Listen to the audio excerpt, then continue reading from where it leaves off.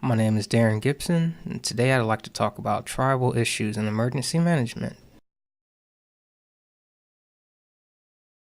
Before we discuss the problems, we must talk about organizations that already exist and are attempting to help these tribes.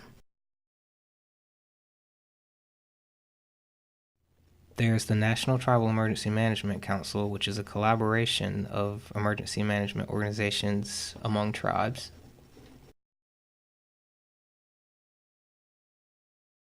Another organization, the National Congress of American Indians, or NCAI, looks out for Native Americans on multiple aspects, including the field of emergency management.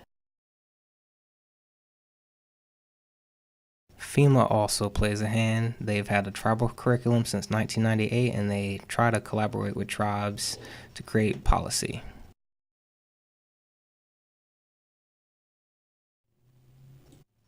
The big organizations play their role, but additionally, many tribes have their own emergency management councils, and here are a few of them right here. So now that we know that the native tribes aren't completely alone in the field of emergency management, let's talk about the problems they face.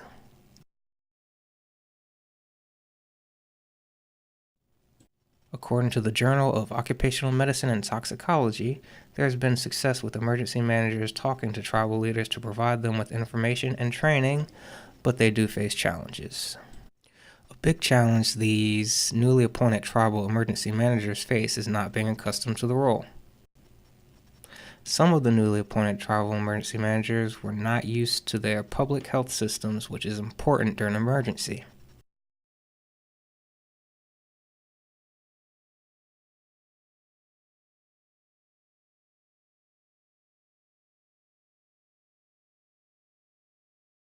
Another challenge that some tribal emergency managers face is lack of funding to travel. Without being able to attend training sessions or policy meetings, these tribal emergency managers can be left out of the loop. The relationship between the tribes and different levels of government can also be a problem. Not all tribes have a good relationship with the different levels of government, and sometimes it can be unclear which level has the responsibility to perform road closures and other emergency management response actions such as quarantines. In the event of a public health emergency, a pre-existing agreement needs to be made. That being said, if a tribe doesn't have that intergovernmental relationship, anything can happen, and the outside world would have no idea. Like, there could be a zombie apocalypse and we wouldn't even know it, man. Zombie theories aside, let's talk about the potential solution to this problem, which is money. According to the NCAI, the Department of Homeland Security recently issued infographics showing that it provides $17.6 million in federal assistance and $4.4 million in Homeland Security grants daily. Tribal governments receive less than half of this daily allocation in an entire year, while the Department of Homeland Security provides this $22 million every day to states. It provides roughly $10 million to the Indian tribes in an entire year. Budget requests are being made this year by the NCAI in order to get a little more funding from the DHS and FEMA. I'm going to give you guys some of the specific requests made for the fiscal year of 2018, and I'll summarize so you don't get bored, but feel free to pause and read anything in the entirety. The first one is to provide $4 million for Tribal Emergency Management Assistance Compact development.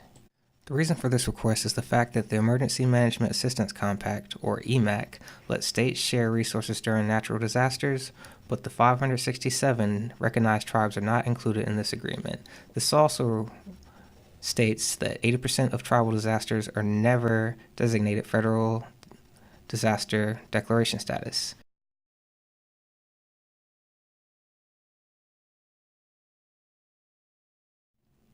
The next bill is the Homeland Security Appropriations Bill, which is going to provide $1 million for tribal government emergency management training, more experience, win-win.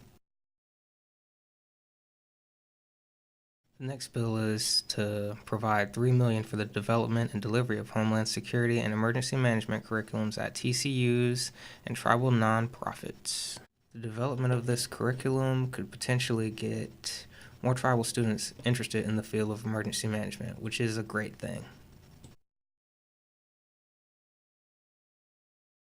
Last key budget request I'd like to talk about is to provide $2 million for the creation and operation of a DHS National Tribal Homeland Security Advisory Council. The purpose of this council is to bring tribes that are already affiliated in the field of emergency management together in order to better advance tribal emergency management issues across the board. It's not guaranteed that budgeting will fix all the problems the tribes face, but with a little more accepted governmental help by the tribes, they could better prepare for emergencies, increasing the response and other levels of emergency management. Again, this has been Darryn Gipson, and thanks for watching.